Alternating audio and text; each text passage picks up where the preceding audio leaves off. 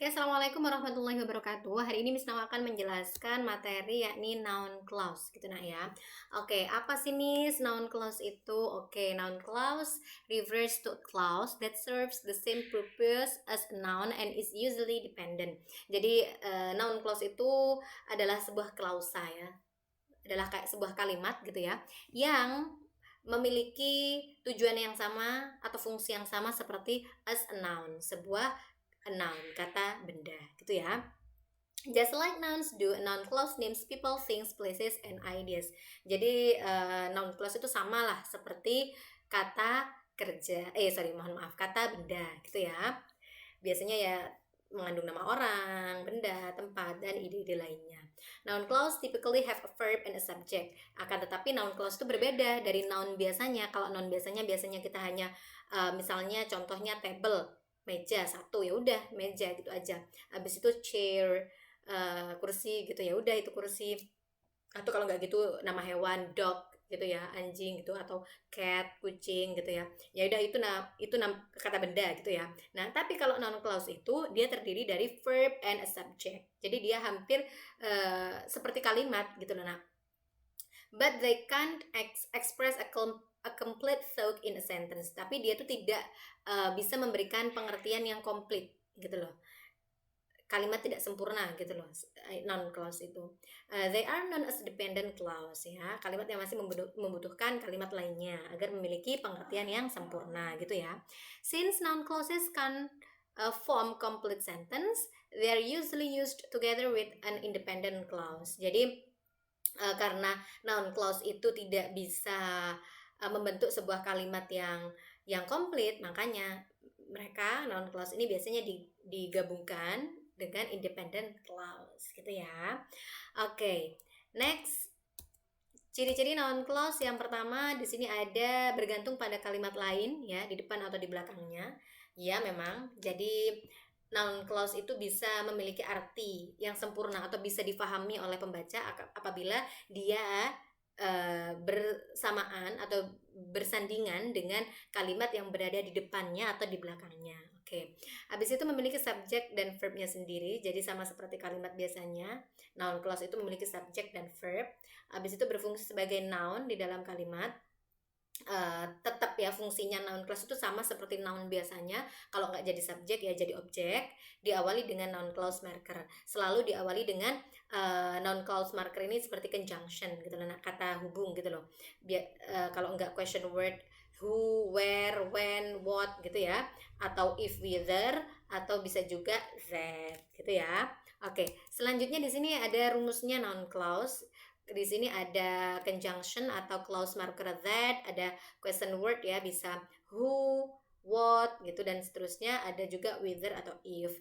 Dan untuk question word ini bisa misalnya kita menggunakan who gitu aja bisa, ataupun kita gabungkan dengan whoever, itu juga bisa gitu ya. That itu memiliki arti bahwa question word ini tetap ya artinya sama, misalkan who ya sudah siapa, where di mana gitu, tetap akan tetapi bukan kalimat pertanyaan loh ya. Nantinya kalau dia sudah menjadi sebuah noun clause. Setelah itu juga ada conjunction atau kata hubung whether atau if, yang mana artinya apakah kalau di sebuah kalimat. Ini rumusnya nak ya. Rumus noun clause itu seperti ini. Jadi misalnya Miss Nawa ngasih sebuah kalimat ke kalian ya, terus Miss Nawa nyuruh kalian nyari mana yang termasuk noun clause dalam kalimat ini. Kalian tinggal cari ininya, conjunctionnya ini, clause markernya ini. Kalau di situ ada that ataupun ada whether if ataupun ada question word ya, itu berarti kalimat yang jatuh setelah itu merupakan noun clause ya. Entah itu ada, dia pasti ada subjek, verb dan objeknya. Oke, ini ya rumusnya ya. Contoh di sini Miss Nawa punya kalimat, kita mulai dari clause marker that ya, atau conjunction that, kata hubung that. Di sini Miss Nawa punya kalimat I know that the book belongs to her. Saya tahu bahwa buku itu miliknya ya, miliknya perempuan. Nah, I di sini menjadi subjek yang artinya saya, know di sini menjadi verb ya yang artinya mengetahui, that the book belongs to her itu menjadi objek. Yang mana ini merupakan noun clause. Yang Miss Nawa kasih garis bawah dan bold, Miss Nawa tebalkan, ini merupakan noun clause. Kok bisa non clause, Miss? Iya, karena di sini ada that conjunction, ya kan? Habis itu ada subjeknya, ada verbnya, dan ada objeknya, gitu ya. Oke, I know that the book belongs to her. Oke, bahwa buku itu miliknya. Itu kan nggak bisa difahami kan? Nah, makanya dia membutuhkan kalimat I know gitu. Kalau sudah digabungkan dengan I know, dia kalimat ini akan memiliki arti yang sempurna, gitu ya. Oke, contoh yang kedua, that today is his birthday is not right. That today is his birthday ini merupakan subjek dari kalimat, ya. Is ini to be-nya, not ini berarti dia kalimat negatif ya, right ini objek, gitu ya. Akan tetapi that today is his birthday ini merupakan noun clause. Kok bisa noun clause, Miss? Iya, di sini ada conjunction atau clause marker that, habis itu ada subjeknya ya, today, ada to be, ada his birthday, objek. Gitu ya.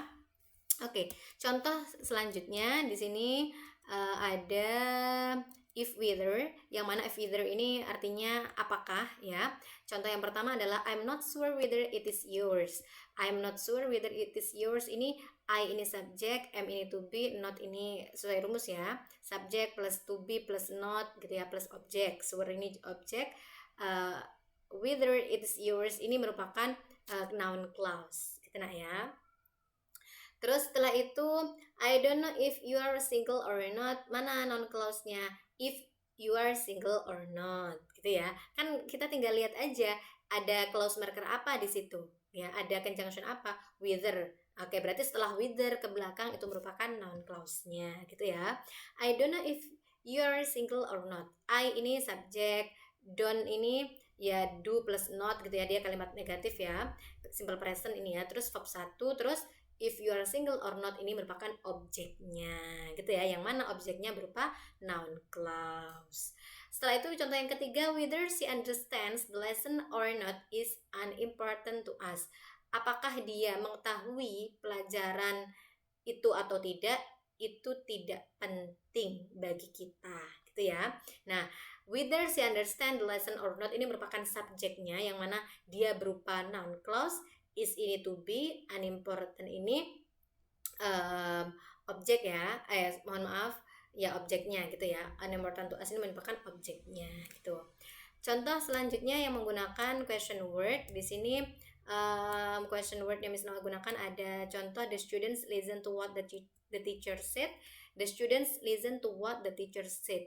Oke, di sini the students listened, ini the student ini subjeknya, listened itu verb 2 ya, karena ada ed-nya. Terus to what the teacher said ini what the teacher said ini merupakan objeknya, gitu nak ya.